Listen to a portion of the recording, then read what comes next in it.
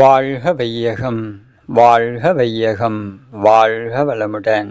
எல்லாம் வல்ல இறைவா, மெய்ப்பொருளே, சுத்த வெளியே, சூழ்ந்தெழுத்தும் பேரியக்க பேராதார பேருந்து ஆற்றலே, பேரறிவே, அன்னைக்கு வணக்கம், தந்தைக்கு வணக்கம், அருளாய் நிறைந்துள்ள ஆசான் அருள் தந்தை வேதாத்திரி மகரிஷி அவர்களுக்கு வணக்கம்.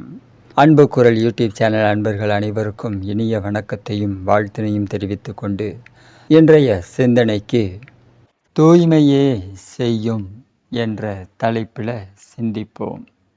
அருள் பேராற்றல் பிரபஞ்ச ஒருங்கிணைப்பு சக்தியாக இயங்கிக் கொண்டிருக்கக்கூடிய எல்லாம் வல்ல பாய்மப் பொருள் தூய காந்த சக்தி.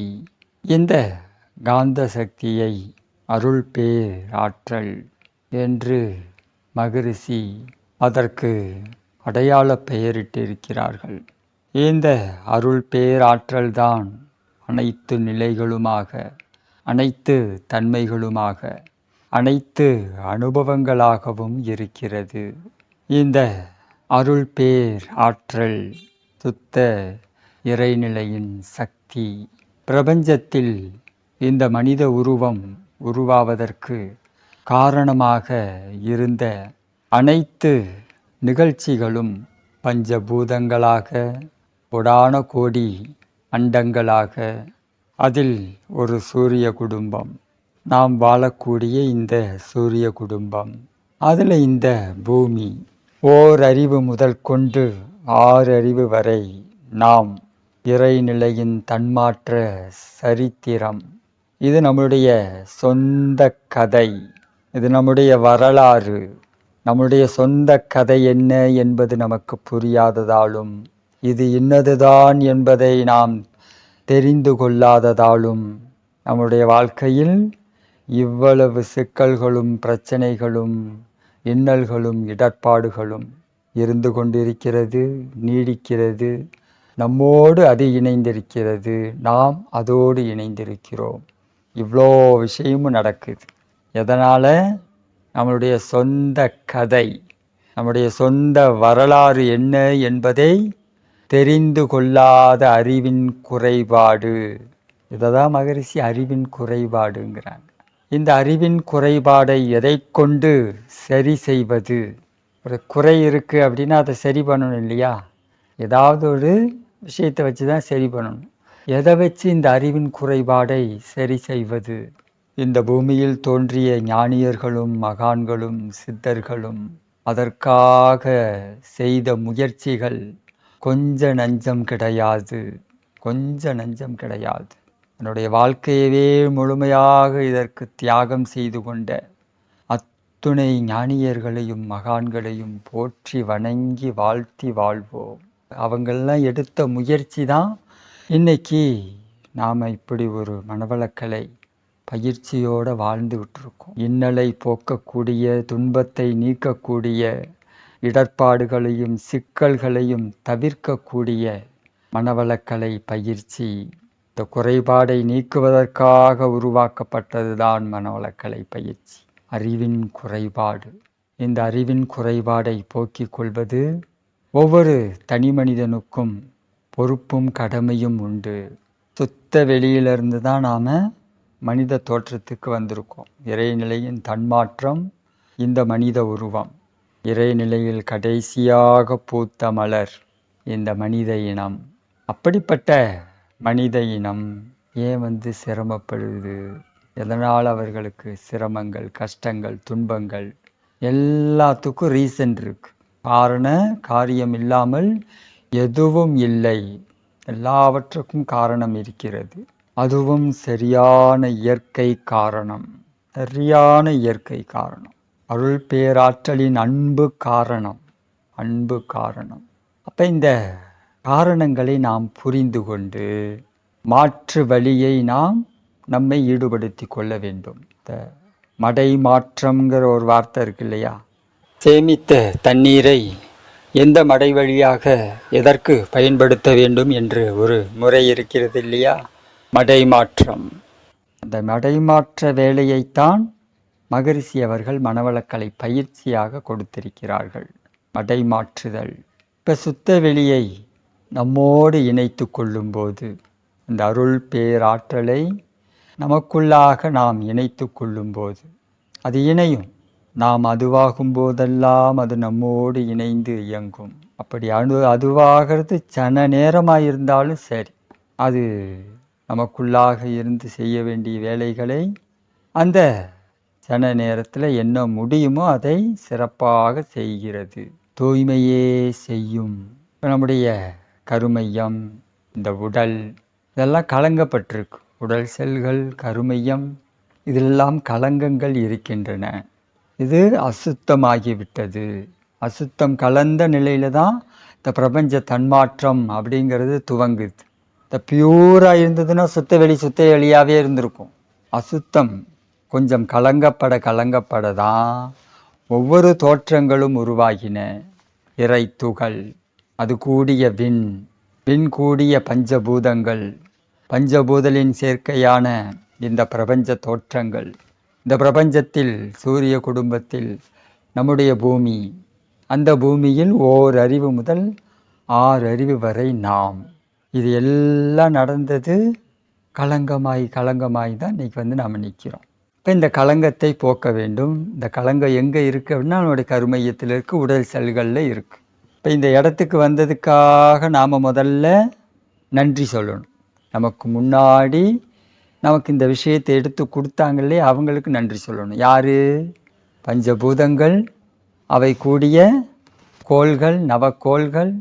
அதில் இந்த பூமி, இந்த பூமியில் பஞ்சபூத விகிதாச்சார சரியான முறையில் இணைக்கப்பட்டதால், இணைந்து இயங்குவதால் உருவான 1 அறிவு ஜீவன்லேருந்து நாம் வரைக்கும் 5 அறிவு ஜீவன் வரைக்கும் அவங்களுக்கு எல்லாம் நாம் நன்றி சொல்ல வேண்டும்.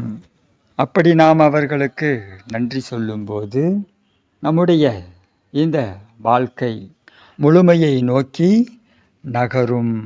நம்முடைய வாழ்க்கையில் ஒரு நிறைவான துன்பமில்லாத வாழ்க்கையை வாழ்கிறதுக்கு ஒரு துவக்கம்னு ஒன்று வேணும் இல்லையா?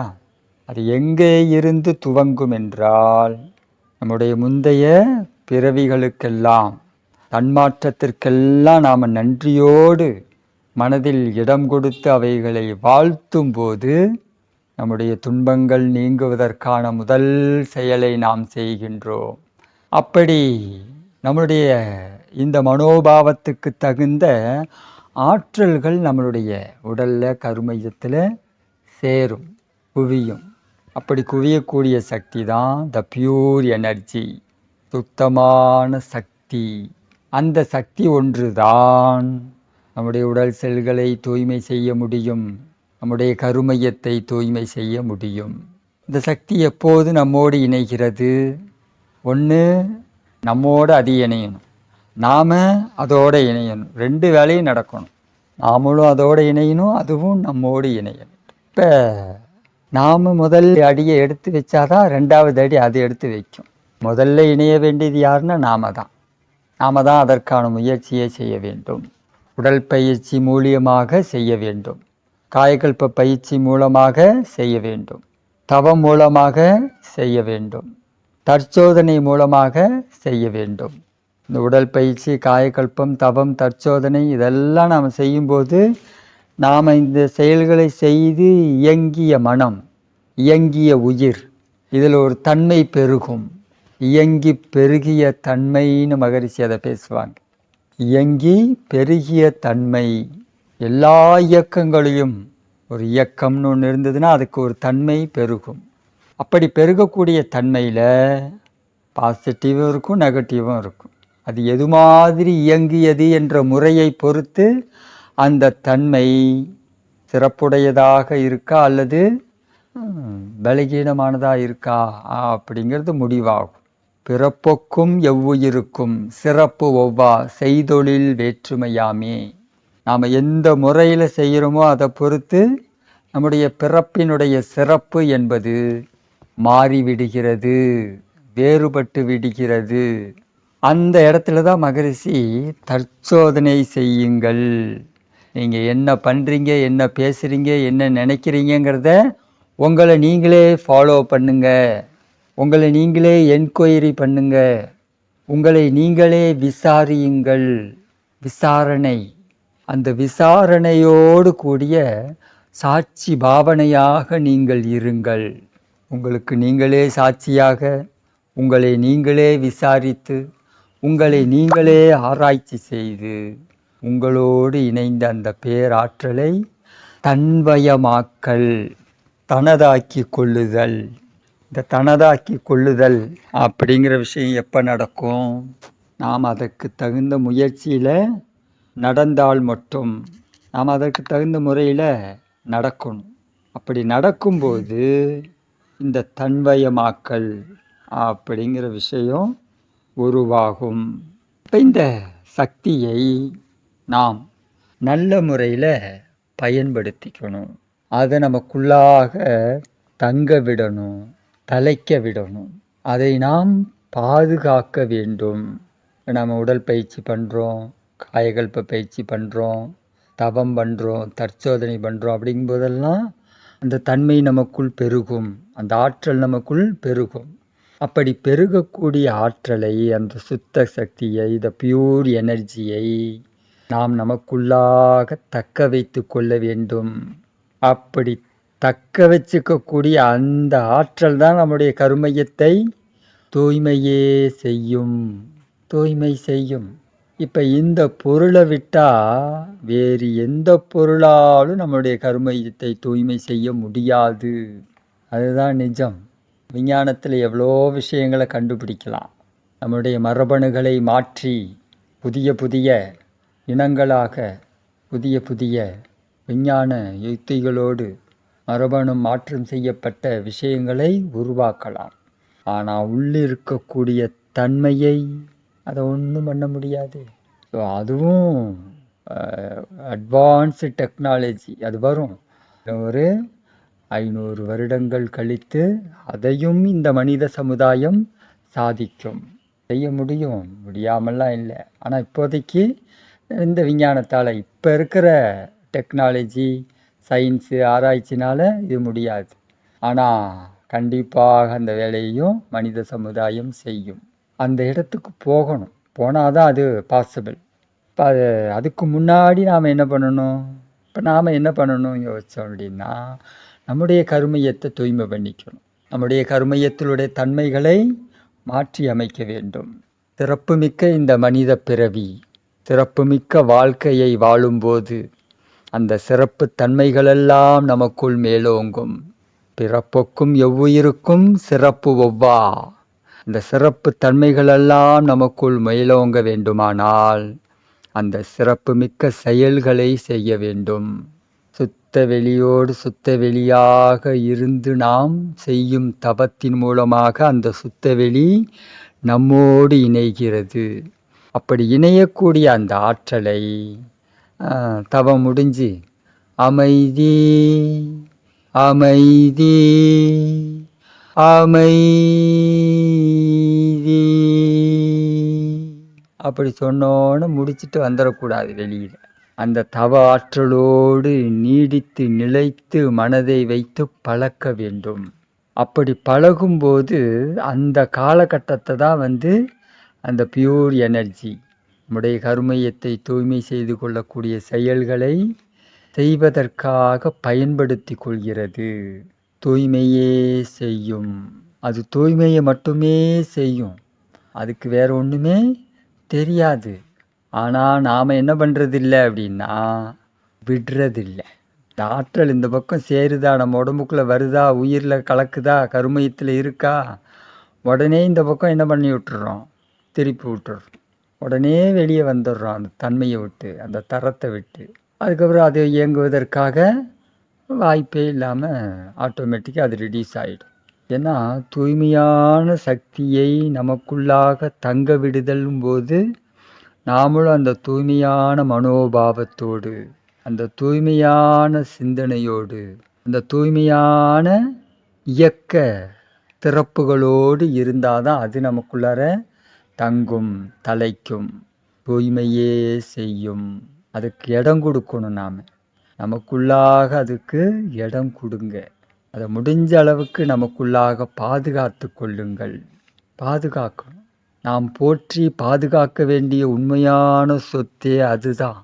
ஆனால் புலன் வழியாக வாழ்ந்ததுனால வெளியே உள்ள வேற எதையோ எல்லாம் சொத்துன்னு பாதுகாத்துக்கிட்டு இருக்கோம். அதை பராமரிச்சுக்கிட்டு இருக்கோம். இதை பாதுகாத்து இதை பராமரிக்க வேண்டும். த பியூர் எனர்ஜி. அந்த எனர்ஜியை நாம் பாதுகாத்து பராமரித்து வாழும்போது நமக்குள்ளாக நம்முடைய கருமையம் தூய்மை செய்யப்படும். தூய்மையே செய்யும் அந்த ஆற்றல். அதுக்கு இடம் கொடுத்தாதான் இந்த நிகழ்ச்சி அது நடக்கும். இந்த நிகழ்ச்சி நடப்பதற்கான ஒரு நிகழ்ச்சியில் நாம் இருக்கணும். நாம் வேற மாதிரியான நிகழ்ச்சியில் இருந்தோம் அப்படின்னா இந்த நிகழ்ச்சி நடக்காது. நாம் 5 அறிவு நிகழ்ச்சியாக இருந்து இந்த 6வது அறிவு நிகழ்ச்சிக்கு செயல்படுத்த முடியாது. நாம் மனிதத்தன்மையோடு வாழும்போது நமக்குள்ளாக இருந்த அந்த விலங்கினத்தன்மைகளையெல்லாம் விட்டு விலகி மனித பண்போடு வாழும்போதும் சிந்திக்கும் போதும் செயல்படும் போதும் அந்த அருள் பேராற்றல் தூய்மையே செய்கிறது. தூய்மையே செய்கிறது. அந்த ஆற்றலை விட்டால் நம்முடைய கர்மத்தை தூய்மை செய்கிற ஆற்றல் இந்த பிரபஞ்சத்தில் வேறு எதாலும் முடியாது. எதாலையும் முடியாது. நம்முடைய கர்மயத்தை தூய்மை செய்யக்கூடிய ஒரே பொருள் சுத்த வெளி தான். த பியூர் எனர்ஜி தான். ஆனால் அதனால் நேரடியாக செய்ய முடியாது. அதற்கு நாம் ஒத்துழைப்பு கொடுத்தா மட்டும்தான் செய்யும். ஏன்னா அது சிஸ்டமே அப்படி தான் இருக்குது. நேரடியாகவே அது தூய்மை பண்ணிட முடியாது. இதை தான் இன்னொரு குறளில் வள்ளுவர் சொல்கிறார். தெய்வத்தால் ஆகாது எனினும் முயற்சி தன் மெய்வருத்த கூலி தரும். நம்முடைய கருமையத்தை இறைநிலையினுடைய சுத்த ஆற்றலை தவிர வேறு எதாலும் தூய்மை செய்ய முடியாது. ஆனால் பாருங்க, நாம் ஒத்துழைப்பு கொடுத்தா மட்டும்தான் அதால் இந்த விஷயத்தை செய்யவே முடியும். எப்படி சிக்கியிருக்கோம் பார்த்தீங்களா? நாம் ஒத்துழைப்பு கொடுக்கணும். தெய்வத்தால் நேரடியாக இந்த விஷயத்தை செய்து வைக்க முடியாது. ஆனால் நாம் முயற்சி செய்யும்போது தெய்வம் இதை செய்யும். நாம் அதற்கான முயற்சியை செய்ய வேண்டும். தெய்வத்தால் ஆகாது எனினும் முயற்சி தன் மெய்வருத்த கூலி தரும். ஆத்மார்த்தமாக செயல்படுங்கள். ஆத்மார்த்தமாக உங்களுடைய எண்ணம் சொல் செயல்களை எல்லாம் வடிவமைத்து கொள்ளுங்கள். முயற்சி தன் மெய்வருத்த கூலி தரும். இறைநிலையினுடைய அந்த சுத்த சக்தி நம்முடைய கருமையத்தை நம்முடைய உடல் செல்களை தூய்மை செய்யும். இத்தகைய சிறப்புமிக்க இறையாற்றலினுடைய சிறப்புமிக்க மனித பிறவி தன்மாற்றம் நாம தான். ஆனால் நம்மக்கிட்ட இறைவன் சிக்கிக்கிட்டான். கொஞ்சம் அவனை சுதந்திரமாக விடணும். அவனோட சேர்ந்து நாம் கொஞ்சம் நல்லபடியாக வாழ்ந்தோம் அப்படின்னா அவன் நம்மை அழைத்து செல்வான். பிரபஞ்ச தன்மாற்றங்கள் அனைத்தையும் அவன் நமக்கு அறிமுகம் செய்வான். அந்த அறிமுகம் நிகழ்ச்சிக்கு பெயர்தான் ஞானம், ஞான அனுபவங்கள். நமக்கு உள்ளும் புறமுமாக எல்லாம் வல்ல தெய்வீக பேராற்றல் எப்போதும் துணையாக இணையாக இருந்து இயங்கிக் கொண்டேதான் இருக்கிறது. இருந்த போதிலும் நம்முடைய செயல்பாடுகள் முறை தவறிய எண்ண எழுச்சி, சொற்கள், சிந்தனைகள் இவற்றால் நம் உடலில் இருக்கக்கூடிய செல்களினுடைய தன்மை துருவ அமைப்பில் சில முரண்பாடுகளை உருவாக்கி விடுகிறது. அந்த முரண்பட்ட பதிவுகள், இயக்க விளைவுகள் மீண்டும் மீண்டும் எழுச்சி பெற்று நம்முடைய வாழ்க்கையை அது பின்தொடர்ந்து கொண்டே இருக்கிறது. தெரிந்தோ தெரியாமலோ நேரடியாகவோ மறைமுகமாகவோ நாம் இந்த கருமையத்திற்கு பொருத்தமில்லாத செயல்களில், எண்ணத்தில், பேச்சில் நாம் அவ்வப்போது பயன்படுத்தி விடுகிறோம். இந்த பயன்படுத்திய நிலை செயல் காரணமாக மீண்டும் மீண்டும் அவைகள் நம்முடைய வாழ்க்கையில் இருந்து கொண்டே இருக்கிறது. ஒரு முறையான செயலை, எண்ணத்தை கொண்டுதான் இதை சரி செய்ய முடியும். பிறப்புக்கும் எவ்வுயிருக்கும் பிறப்பு ஒவ்வா செய்தொழில் வேற்றுமையாமே. எல்லா உயிர்களுக்கும் பிறப்பு என்பது ஒரே மாதிரியானதுதான். ஆனால் சிறப்பு என்பது வேறுபடுகிறது. இந்த குறள்ல வள்ளுவர் ஒரு பெரிய தகவலை கொடுத்திருக்காங்க. ஒவ்வொரு ஜீவனுக்கும் ஒவ்வொரு உயிர்களுக்கும் சிறப்பு என்பது இருக்கிறது. அப்படி இருக்கக்கூடிய சிறப்பு செய்யக்கூடிய தொழில், செய்யக்கூடிய செயல் காரணமாக மாறுபடுகிறது, வேறுபடுகிறது. அது எல்லாத்துக்கும் ஒரே மாதிரி இருப்பது இல்லை. இந்த சிறப்பு தன்மைகள் நமக்குள் மேலோங்க வேண்டும். இது ஒரு அறிவியல் உண்மை, அறிவு சார்ந்த உண்மை. நமக்குள்ளாக இருக்கக்கூடிய சிறப்பு தன்மையை நாம் எப்போது ஒளிர விடுகிறோமோ, மேலோங்க செய்து கொள்கிறோமோ, அதற்கு நம்முடைய எண்ணம் சொல் செயல்களில் இடம் கொடுக்கிறோமோ, அப்போது நம்முடைய வாழ்க்கை துன்ப விளைவுகளிலிருந்து விலகி கொண்டு ஒரு இனிமையான அமைதியான மனோபாவத்தோடு செயல்பாடுகளோடு எண்ணம் சொல் செயல் இவைகளை பயன்படுத்தி பயன் காண்போம். அப்ப இந்த சிறப்புத்தன்மையை மேலோங்க செய்யக்கூடிய முறையான செயல் என்ன? அதைத்தான் நமக்கு வேதாத்ரி மகரிஷி அவர்கள் மனவளக்கலை பயிற்சியாக கொடுத்திருக்கிறார்கள். நம்முடைய பிறப்புக்கான சிறப்புத்தன்மை அது எங்கே இருக்குது அப்படின்னா நம்முடைய கருமையத்திலேயே இருக்கிறது. நம்முடைய சரீரத்திலேயே அதற்கான விஷயங்கள் நிலைப்பாடுகள் இருக்குது. அப்போ இந்த பிறப்புக்கு உண்டான சிறப்புத்தன்மையை மேலோங்க செய்து கொள்ள வேண்டிய ஒரு பொறுப்பும் கடமையும் எல்லா மனிதர்களுக்கும் உண்டு. அது அவரவர்கள் முயற்சி செய்துதான் அதை மேலோங்க செய்து கொள்ள வேண்டும். அது சிஸ்டம் அப்படி தான் அது அமைஞ்சிருக்கு. வேறொருத்தங்க இது மாதிரி இருக்குன்னு சொல்லலாம், அதை அடையாளம் காட்டிடலாம், அதை மேலோங்க செய்வதற்கான எல்லா வகையிலையும் உதவிகளும் ஒத்துழைப்பும் கொடுக்கலாம். ஆனால் செயலை செய்ய வேண்டிய பொறுப்பு அவரவர்களை சாரும். நாம் சேர்க்கக்கூடிய ஆற்றல், உடல் பயிற்சி, காயகல்பம், தவம், தற்சோதனை இவைகளில் நாம் ஈடுபடும் போது நமக்குள்ளாக ஒரு தெய்வீக பேராற்றல் பெருகும். அப்படி பெருகக்கூடிய ஆற்றலை நாம் தக்க வைத்து கொள்ள வேண்டும். அது நம்மோடு இருக்கும்படியாக பார்த்து கொள்ள வேண்டும். அதை எந்த வகையிலையும் இழந்து விடாமல் இருக்கும்படி கவனமாக இருக்க வேண்டும். அதை நாம் இழந்துடக்கூடாது. அந்த ஆற்றலை ஒரு குறிப்பிட்ட அளவுக்கு மேலே ஒரு பர்சன்டேஜ் எக்ஸ்ட்ரா ஆகும்போது அது நம்முடைய உடல் செல்களை, கருமையத்தை தூய்மை செய்யும். பிரபஞ்ச பேராற்றலாக இருக்கக்கூடிய அந்த சுத்த சக்தி, த பியூர் எனர்ஜி, அதை கொஞ்சம் நாம் நமக்குள்ளாக தங்க விடணும், தலைக்க விடணும். அதை கொஞ்சம் கவனத்தோடு பாதுகாத்துக்கணும். அப்படி பாதுகாத்து அதை இழந்துடாமல் நாம் வாழ்ந்தோமேயானால் அது நம்ம உடலில் உள்ள செல்களை தூய்மையே செய்து கொண்டிருக்கும், தூய்மையே செய்து கொண்டிருக்கும். ஒரு நாளில் அல்லது ஒரு சின்ன நேரத்தில் அதை செஞ்சு முடிச்சிட வேண்டியது தானே. அது ஏன் ஒரு லாங் ப்ராசஸாக அது எடுத்துக்குது அப்படின்னா, சில நேரத்தில் அந்த மாற்றங்கள் ஏற்படக்கூடாது. தூய்மை செய்யக்கூடிய செயல்பாடுங்கிறது கொஞ்சம் கொஞ்சமாக மெதுவாக நடைபெற வேண்டும், படிப்படியாக நடைபெற வேண்டும். டக்குன்னு நடந்தது அப்படின்னா நாம் உலக இன்பங்களிலிருந்தும் சமுதாய பொறுப்புகளிலிருந்தும் அப்படியே டோட்டலாக வெளியே வந்துடுவோம்.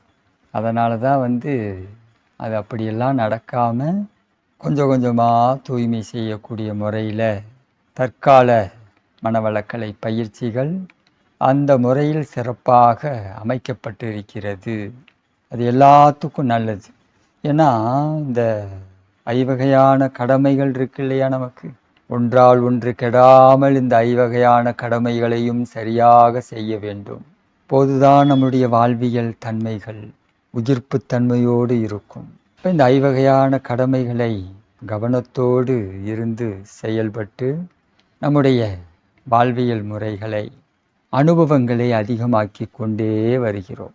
இப்போ நமக்குள்ள தூய்மையான சக்தி தங்குது தலைக்குது அப்படின்னா அனுபவங்கள் மேலோங்கும். இயற்கையை பற்றிய அனுபவங்கள், உயிரை பற்றிய அனுபவங்கள், பஞ்சபூதங்களை பற்றிய அனுபவங்கள், இந்த பிரபஞ்சத்தை பற்றிய அனுபவங்கள், இந்த பிரபஞ்சமாக இருக்கக்கூடிய இந்த பேரறிவை பற்றிய அனுபவங்கள், இந்த பேரறிவு பேராற்றல் எப்படி நமக்குள்ளாக இருந்து இயங்குகிறது என்கின்ற அனுபவங்கள், இதெல்லாம் மேலோங்கும். அதுக்காக தான் அதை நமக்குள்ளார தங்க விடணும், தலைக்க விடணும். அது கொஞ்சம் கவனமாக இருந்து அதை பாதுகாத்துக்கிட்டா போதும்.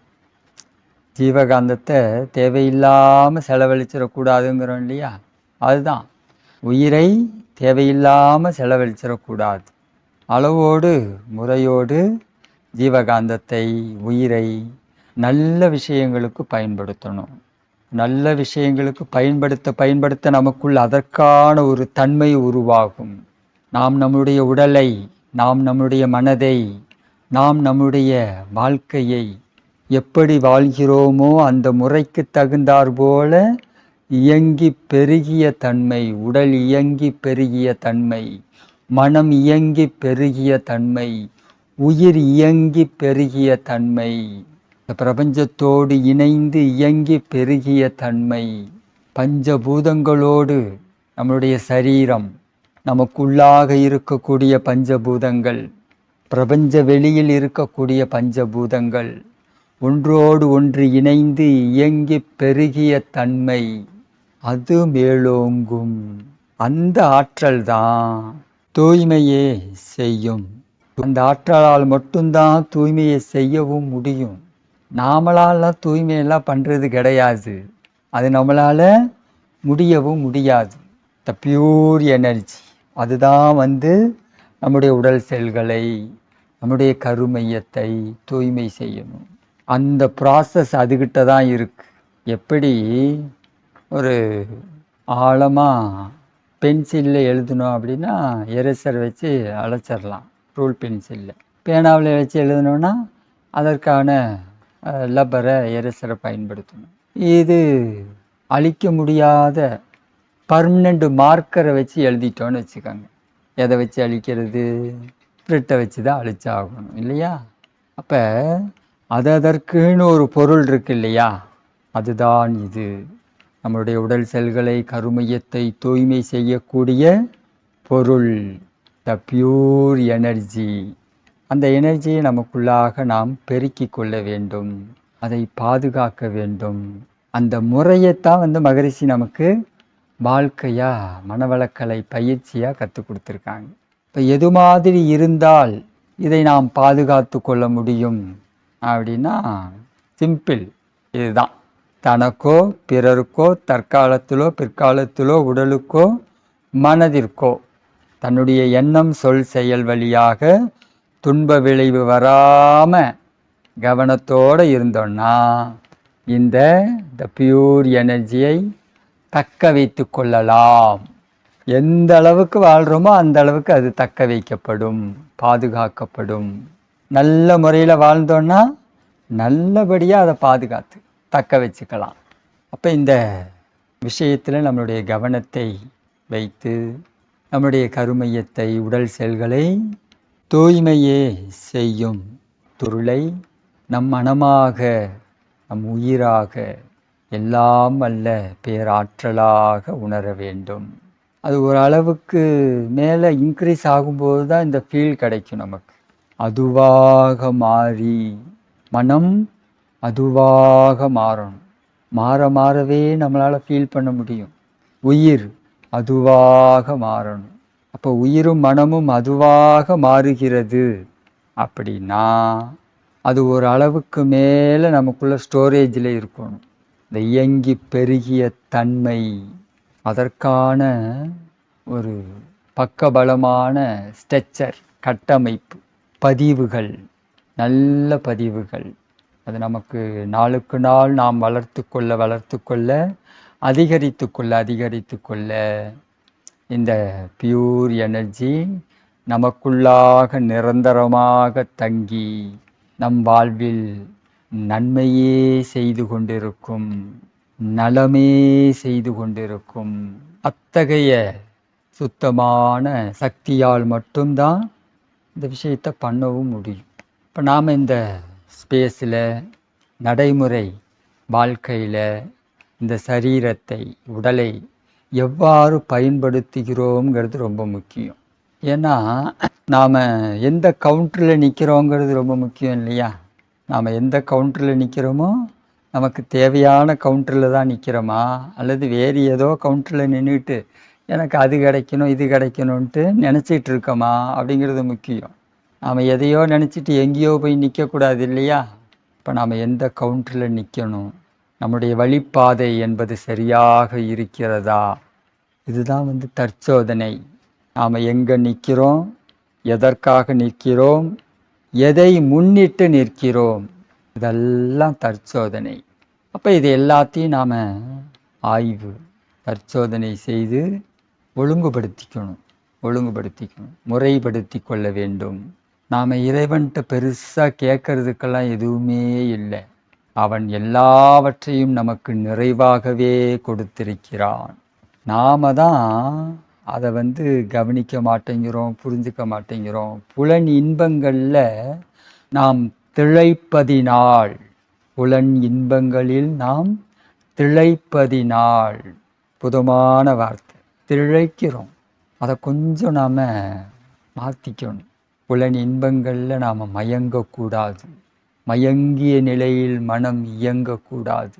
அப்படி மயங்கி இயங்கி வெளிப்படுத்தக்கூடிய எல்லா பதிவுகளும், செய்யக்கூடிய எல்லா செயல்களும், எண்ணம் சொல் செயல் எல்லாமே நமக்கு மீண்டும் மீண்டும் முரண்பாடான பதிவுகளை நமக்குள் அதிகரித்துவிடும். இப்போ தூய்மையே செய்யக்கூடிய ஆற்றல், அந்த ஆற்றலை நாம் நமக்குள் தக்க வைத்து கொள்வதில் கவனமாக இருக்க வேண்டும். இந்த ஞான அனுபவங்களை பெறுவதற்கு நாமும் நம் குடும்பமும் ஒன்று சேர்ந்து அனைவரும் கூடி இந்த மனவளக்கலை பயிற்சியை நிறைவாக செய்து எல்லா வளங்களும் நிறைவாக பெறுவோம் என்று கூறி, ஆசான் அருள் தந்தை அவர்களுக்கு கோடான கோடி நன்றிகளை கூறி, நன்றி சொல்லும் விதமாக தினந்தோறும் உடல் பயிற்சியையும் காயகல்ப பயிற்சியையும் தற்சோதனையும் தவமும் செய்து தூய்மையே செய்து கொள்ளக்கூடிய ஆற்றலை தக்க வைத்து, தங்க வைத்து, தழைக்க விட்டு வாழ்வோம் என்று கூறி இந்த சிந்தனையை நிறைவு செய்து கொள்வோம்.